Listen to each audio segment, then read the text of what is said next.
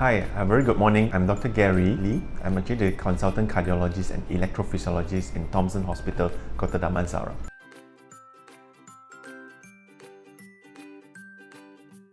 But it's basically a condition leading to a sudden death related to a heart condition, often than not within 1 hour of the onset of the symptoms itself. The first one is what we call a sudden cardiac arrest. The second one is what we commonly known as heart attack. I always like to say the heart is very much like a house, whereby you have water piping system as well as also electrical system. So when there's something that goes wrong with the water piping system of the heart, which is the blood vessels gets blocked off, then the heart cells will eventually suffer because they're not able to get sufficient oxygen and nutrients, and that can lead to a pump failure. So it's really a pumping issue. But on the other hand, sometimes you can have issues with the electrical system of the heart, which leads to abnormal heart rhythm and eventually the heartbeat stops. And this is really what we term as an electrical problems of the heart.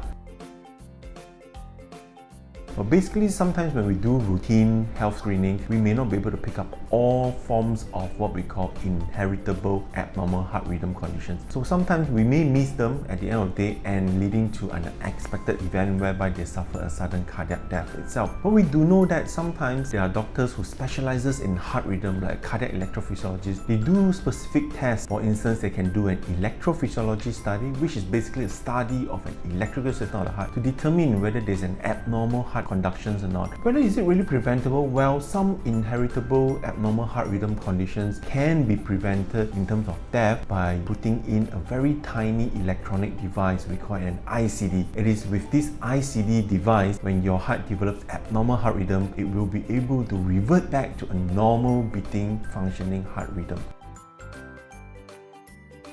With ways as simple as doing an ECG. An ECG is basically a very simple tool that records your heart rhythm, and to look at this abnormal heart rhythm, whether there's any apparent problem that arises from the plumbing issues or the electrical systems of the heart itself. Sometimes we actually go in depth a bit to do an ultrasound scan of the heart, which you can visualize the heart in a motion movement to see whether there's structural abnormality of the heart itself. At times also we do go for more specific tests like CT scans of the heart or even a coronary angiograms.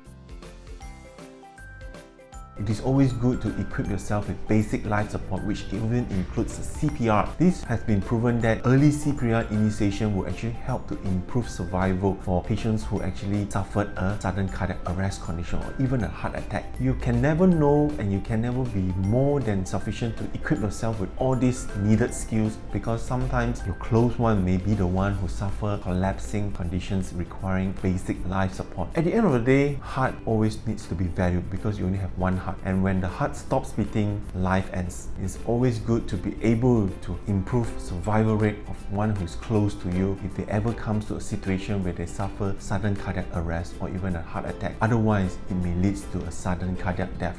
Thank you very much.